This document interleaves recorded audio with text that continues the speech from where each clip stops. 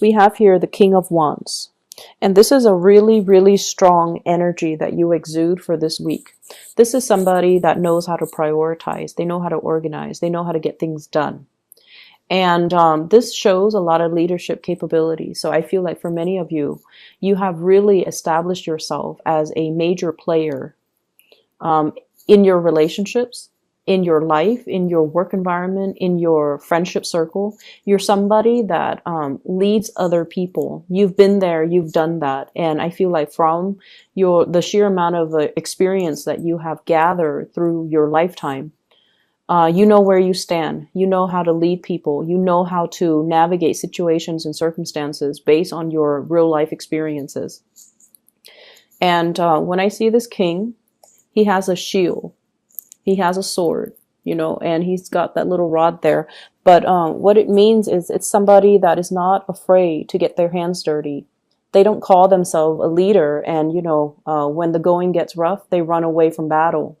They're there in the trenches with the people that they lead to fight, you know, to the end. And so they don't run away from battles. They're very courageous, and they themselves, they have a sense of loyalty to the people that they lead. So whatever values or whatever, you know, life path that you live by, whatever you live by, you die by. So it's like, you're not going to give somebody advice that you don't yourself believe in.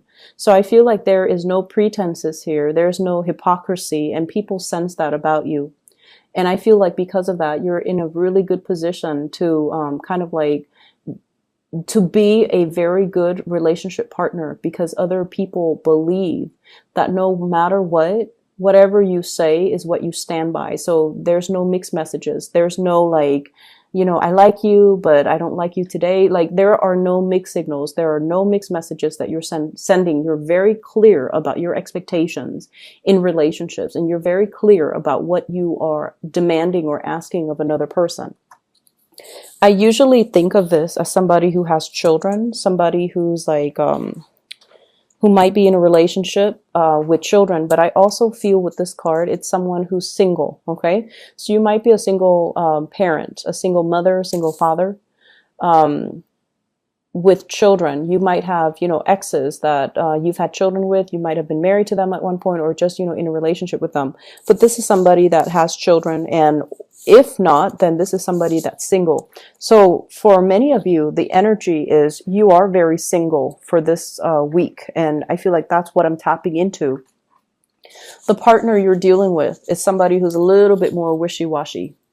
So their energy is prayer will make it all better. You know, let's not go out and get our hands dirty. Let's just sit in one place and pray. Pray for things to get better. Pray for improvement. Pray for opportunities. And I feel like your energy is in opposition to what your partner is dealing with here with the Judgment card. And I feel like, you know, you don't mind getting your hands dirty. You do what needs to be done because it needs to be done. And you don't wait around for opportunities. You go and grab opportunities, or you go and scavenge and find opportunities. And I feel like in the love department, you take initiative, and you're very clear about dictating, hey, this is what I'm looking for in a relationship partner. This is what I really want. And whereas the other person is a little bit more like, let's wait on things. Let's wait around. Let's wait for another day. Let's wait for the right time. Let's wait for the right circumstances. I feel like they're very, very unclear about what they want. They might even believe in, you know, divine timing, and they might even believe in like things would just magically plop down and fall on their lap. And I feel like for some of you, you might be dealing with someone who you feel is not very practical or pragmatic. You feel like their heads are in the clouds, and they're really not manifesting and making things happen for themselves. And yes, the Judgment card is all about contact. There's communication back and forth between you and this person. But I also feel like you have given them advice. You have told them, you know, you should do this, you should do that. And they're like, no, let's wait. Let me sort things out on my end. Or, you know, let me just, do this other thing, and they never get around to doing what they're supposed to, or they never get around to doing what you have advised them or counsel them on. And as a result of it, dealing with them can be a little bit frustrating because they're not taking the initiative, they're not as grounded, and they don't grab opportunities when opportunities come calling. And so they let a lot of opportunities pass them by. The interaction between you and your partner, I have here the Nine of Wands. And the Nine of Wands mainly dictates your energy as the fire sign. Okay, so the Nine of Wands is like somebody who's battle weary, and they're not sure, like, should I keep plugging away at this? It doesn't seem like there's any movement.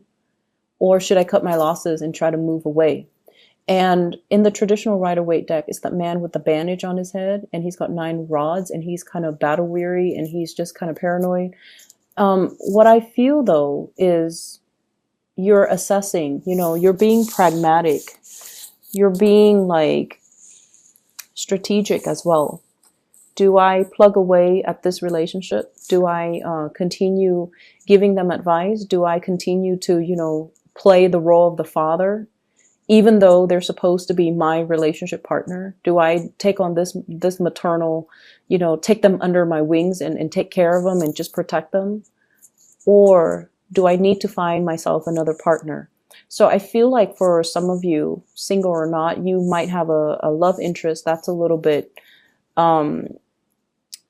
they're just very different from you.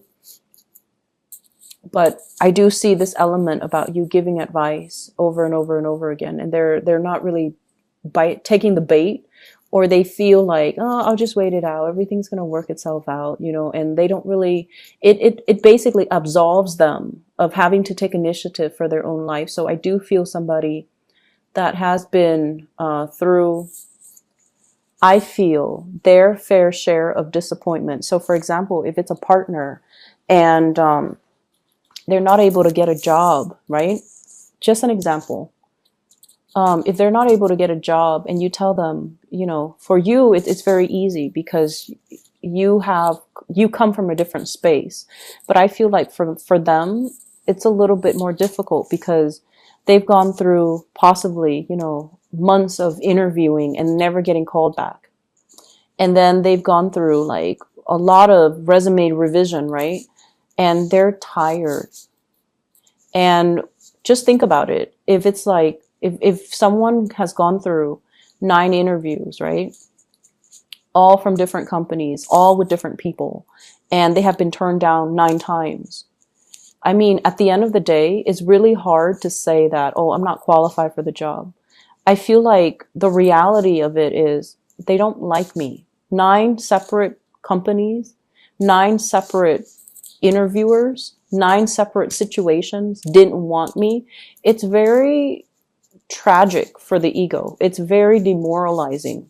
And I feel like that's similar to the space that your partner is dealing with or coming from, where there's something that they're not able to admit to themselves. And I feel like when it's denial, or when it's like, things that they're glossing over, whoever it is, they have to come to terms with it on their own time, and they have to come to terms with it in their own way. And so you can talk and advise and, tell them till you're blue in the face. But until they're able to admit these certain things about themselves, it's really hard for them to make changes, right? It's really hard for us to make changes when we're in denial. And so I feel like, for some of you, this might play out in the realm of, my partner is not able to get a job. And I told my partner, do this, do that, but they're not listening, and you're getting frustrated. And I just want you to understand what your partner is dealing with potentially. And then for others, it's sort of like you might have a partner that's very naive, and their head is just in the clouds. They're distracted. They might seem like they're always, they're always late. They don't seem like, they might be always late. They might be very, very just, they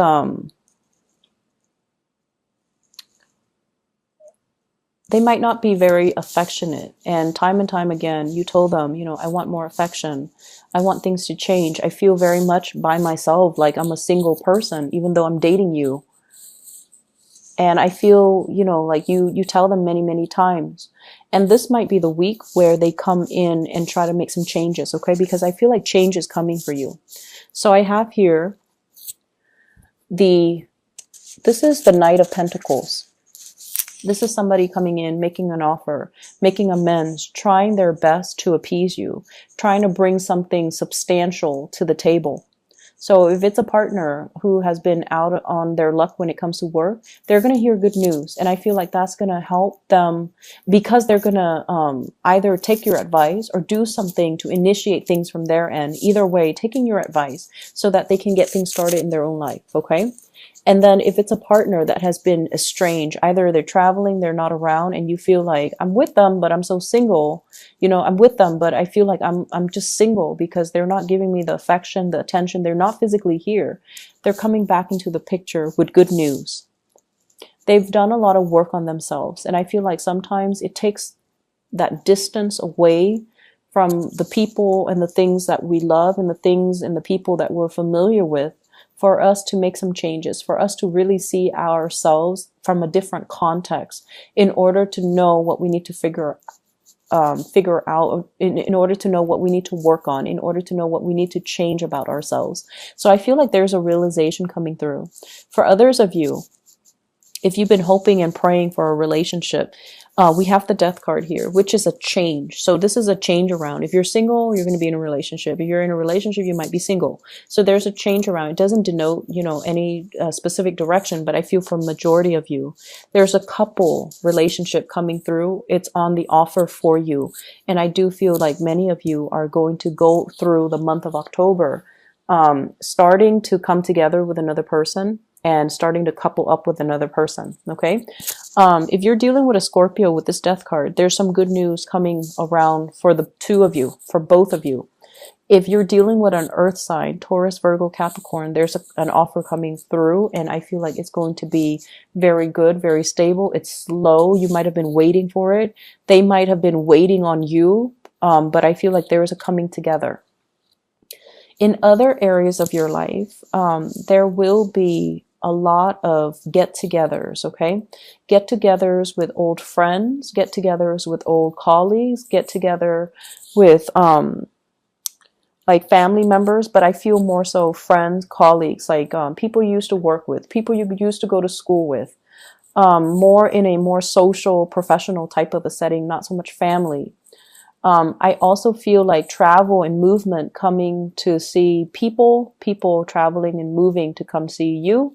And I feel like these are long-standing, significant friendships, okay? I feel like these people have been around with you through a very important milestone in your life. And I say that because of the Six of Cups. This is a flashback from the past, walking down memory lane, recalling, like a lot of fun times between you and another person. And I'm always drawn to this tear, the person is crying. So it's like really good times to be had, reunions with other people. And it's linked up with the Three of Cups, which is social engagement, social outings, being the life of the party, and hearing really, really good news about the people that you've used to, hang around with, or hearing through the grapevines, like, oh, so-and-so is doing this, so-and-so is married, so-and-so has a baby, things like that. And I feel like it's a really, really nice, like, walk down memory lane. And I do see social engagement happening for you guys, where you're going to run into people from your past. All are good people. I don't see, like, the past coming back to haunt you. And I feel overall you have so much career and achievements and, just positivity in your financial and professional sector, that, sometimes when we don't want to go to high school reunions, or we don't really want to meet up with old friends if we feel like we haven't made it, right? So some of us, and I feel for you guys especially, the fixed signs, you, Scorpio, Taurus, and Aquarius, you want your career to speak for you. You want to be like, hey, the envy of the party. And I feel like if you haven't made it professionally, you're very weary about these reunions. But I feel like right now you're in a good space. You're where you need to be professionally. A lot of doors are opening for you. So you're at a point where you're like, okay, I'll be there. I'll be at this reunion. I want to talk about what I'm doing. I want to talk about these projects I'm handling. I want to talk about all my responsibilities that people entrust me with. Not in the spirit of bragging, but in the spirit of, I'm really proud of the person that I am today. I'm really proud that despite everything that I've been through, that, I made it. And I'm entrusted with a lot of responsibilities. I'm seen as someone who's competent, and I've created a name for myself. So I feel like you're going to be the life of the party, and you're going to be, you're going to have a lot to offer. You're going to have a lot to say, and you're going to have a lot of people admiring you and possibly even envious, but not in a bad way. They're not jealous and vindictive. I feel like they look at your life with envy, and they're going to just be really glad, or just to be very happy for you. Okay. So there's a lot of travel and movement that's coming in with this Eight of Wands too. And this is like, uh, travel by air, travel over waterways, so across the continental US to another state. And I also feel like work travel, work demands and things like that, possibly even traveling with another partner and having the means to do recreational travel, travel for leisure rather than just business. So I feel like if you're not even traveling this week, it's going to be played out, through the month of October, where there will be a lot of these engagements, offers, and social outings and things that are coming into the picture. I'm seeing you possibly living in a colder climate, going to somewhere that's a little bit warmer. And I also feel like overnight, like a red eye type of a plane ticket, where you might be as well move, like going to another country where you have to, sleep overnight on a plane. So I do see those elements coming through. And I also feel like, if you're connecting with people from your past, you have a lot to say, and you have a lot of wisdom and advice, possibly in the career front, that you can give them. And I feel like you need to give them these advice because they're going to be thankful for it.